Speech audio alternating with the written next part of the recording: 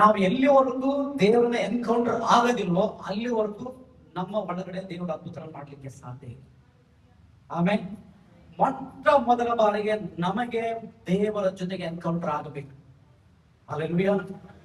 ನೀವು ದೇವರ ಜೊತೆಗೆ ಎನ್ಕೌಂಟರ್ ಆಗ್ಲಾರ್ದೆ, ನೀವು ದೇವರನ್ನ ಅನುಭವಿಸಲಾರದೆ, ನೀವು ದೇವರೊಟ್ಟಿಗೆ ಸಂಪೂರ್ಣವಾದಂತ ಸಂಬಂಧ ಇಟ್ಟುಕೊಳ್ಳಾರ್ದೆ ನೀವೆಷ್ಟು ಪ್ರಾರ್ಥನೆ ಮಾಡಿದ್ರೆ ಪ್ರಾರ್ಥನೆ ಉತ್ತರ ಸಿಗೋಕ್ಕೆ ಸಾಧ್ಯ ಇಲ್ಲ. ಹಾಗಾದ್ರೆ ನಮ್ಮ ಪ್ರಾರ್ಥನೆಗಳಿಗೆ ಅಡೆತಡೆ ಆಗಿರುವಂತ ಸಂಗತಿಗಳು ಏನು? ಯಾವ ಸಂಗತಿಗಳ ಅಡೆತಡೆ ಉಂಟಾಗಿದೆ ಅಂತ ಹೇಳುವಾಗ ಕೇಳಿಸ್ಕೊಡ್ರಿ.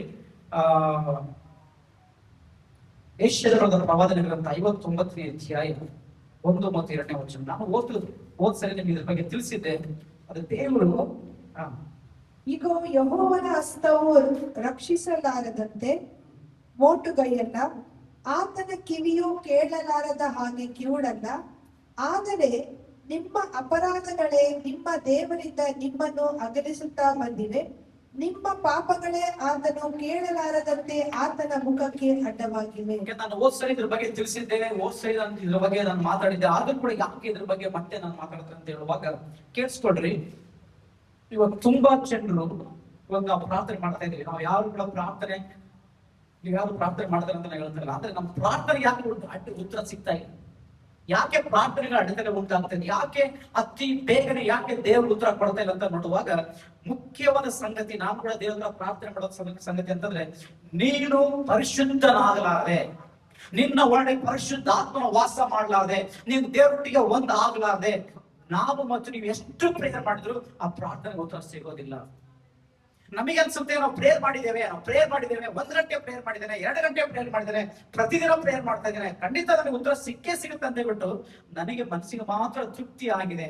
ಆದ್ರೆ ದೇವರು ಈ ಒಂದು ಪ್ರಾರ್ಥನೆ ಉತ್ತರ ಕೊಡ್ತಾ ಇದ್ದಾನ ಇಲ್ವಾ ಎಂಬುದಾಗಿ ಅದ್ರ ಬಗ್ಗೆ ನಮ್ಗೆ ಏನಿಲ್ಲ ಮನವರಿಕೆ ಇಲ್ಲ, ನಮ್ಗೆ ಅದ್ರ ಬಗ್ಗೆ ಆಲೋಚನೆ ಇಲ್ಲ. ಯಾಕೆ ದೇವರು ತಿಳಿಸಿದ ಸಂಗತಿ ಏನಂತಂದ್ರೆ, ಫಸ್ಟ್ ಪ್ರಾರ್ಥನೆ ಮಾಡುವಂತ ವ್ಯಕ್ತಿಯಿಂದ ದೇವರು ಬಯಸುವಂತ ಮೊಟ್ಟ ಮೊದಲ ಸಂಗತಿ ಶುದ್ಧೀಕರಣ ಆಗ್ಲಾರದೆ, ಪರಿಶುದ್ಧವಾಗಿ ಇರ್ಲಾರದೆ, unless until we become holy, God will never hear our prayers. ನಾವು ರಕ್ಷಣೆ ಹೊಂದಿದ್ದೇವೆ, ನಾವು ಸಭೆಗೆ ಬರ್ತಾ ಇದೀವಿ, ಆದ್ರೆ ಪರಿಶುದ್ಧವಾದ ಜೀವನ ಮಾಡಿಲ್ಲ ಅಂತಂದ್ರೆ, ನಮ್ಮಲ್ಲಿ ಪರಿಶುದ್ಧತೆ ಇಲ್ಲ ಅಂತಂದ್ರೆ ನಾವು ದೇವರನ್ನ ಎನ್ಕೌಂಟರ್ ಮಾಡ್ಲಿಕ್ಕೆ ಸಾಧ್ಯ ಇಲ್ಲ. ಇವತ್ತು ಅನೇಕರ ಪ್ರಾರ್ಥನೆಗಳಿಗೆ ಅಡೆತಡೆ ಉಂಟಾಗಲಿಕ್ಕೆ ಕಾರಣ ಏನಂತಂದ್ರೆ, ನಮ್ಮ ಒಳಗಡೆ ಪರಿಶುದ್ಧವಾದ ಜೀವನದಲ್ಲಿ ನಮಗೆ ಗೊತ್ತಾಗ್ತಾ ಇಲ್ಲ, ನಾವು ಪರಿಶುದ್ಧವಾಗಿದ್ದೀವಿ ಅನ್ನೋದು ನಮಗೆ ಗೊತ್ತಾಗ್ತಾ ಇಲ್ಲ. ಇವತ್ತು ಎಷ್ಟೋ ಜನರಿಗೆ, ಇವತ್ತು ನಾನು ಹಿಂಗೆ ಯಾರಿಗೆ ಈ ವಾಕ್ಯ ಯಾರಿಗೆ ಅರ್ಥ ಆಗುತ್ತೆ ಗೊತ್ತಾ? ನಾನು ಹೇಳುವಂತ ಮಾತು ಯಾರಿಗೆ ಬೇಗ ಅರ್ಥ ಆಗುತ್ತಂದ್ರೆ, ಯಾರು ಪವಿತ್ರಾತ್ಮ ಇದಾರೆ ಅವ್ರಿಗೆ ಮಾತ್ರ ಈ ವಾಕ್ಯ ಚೆನ್ನಾಗಿ ಅರ್ಥ ಆಗುತ್ತೆ. ಪವಿತ್ರಾತ್ಮನ ಬಗ್ಗೆ ಗೊತ್ತಿದ್ದೇ ಇದ್ದವರಿಗೆ, ಪವಿತ್ರಾತ್ಮನ ಬಗ್ಗೆ ನಿಮಗೆ ಸವಾಸ ಇಲ್ಲ, ಪವಿತ್ರಾತ್ಮ ಜೊತೆಗೆ ನೀವು ಜೀವನ ಮಾಡ್ತಾ ಇಲ್ಲ, ಪವಿತ್ರ ಜೊತೆಗೆ ನಿಮ್ಗೆ ಸಂಬಂಧ ಇಲ್ಲ ಅಂತ ಹೇಳಿದ್ರೆ ಈ ವಾಕ್ಯ ನಿಮ್ಗೆ ಅರ್ಥ ಆಗೋದಿಲ್ಲ. ಯಾಕಂದ್ರೆ ಪವಿತ್ರಾತ್ಮ ನಡೆಸಲ್ಪಡುವಂತ ಪ್ರತಿಯೊಬ್ಬ ಜನರು ಅವರು ಪರಿಶುದ್ಧ ಆತ್ಮನಿಗೆ ಕಿವಿಗೊಡುತ್ತಾರೆ. ಅವ್ರು ಯಾವ ಕಾರಣಕ್ಕೂ ಅವ್ರು ಏನಂತಂದ್ರೆ ಸಣ್ಣ ತಪ್ಪು ಮಾಡಿ ಕೂಡ ಪವಿತ್ರಾತ್ಮ ಅವರಿಗೆ ಏನ್ ಮಾಡ್ತಾನೆ, ಅವ್ರಿಗೆ ಚುಚ್ಚುತ್ತಾನೆ. ಅವ್ರಿಗೆ ಮನಸ್ಸಾಕ್ಷಿಯಲ್ಲಿ ಚುಚ್ಚುತ್ತದೆ. ನೀನ್ ತಪ್ಪು ಮಾಡಿದೀಯಾ, ನೀನಿಂದ ಮೋಸ ಮಾಡಿದೀಯಾ, ನೀನ್ ರೀತಿ ಬೈದಲ್ವಾ, ಅವ್ರಿಗೆ ಹರ್ಟ್ ಮಾಡಿದಲ್ವಾ, ಈ ತರ ನೀನು ಅನ್ಯಾಯ ಮಾಡಿದಲ್ವಾ, ಅದಕ್ಕೋಸ್ಕರ ನಿನಗೆ ಈಗ ಪವಿತ್ರಾತ್ಮ ದೇವರ ಸಂಗಡ ಮಾತಾಡಕ್ಕೆ ಪ್ರಾರಂಭ ಮಾಡ್ತಾರೆ.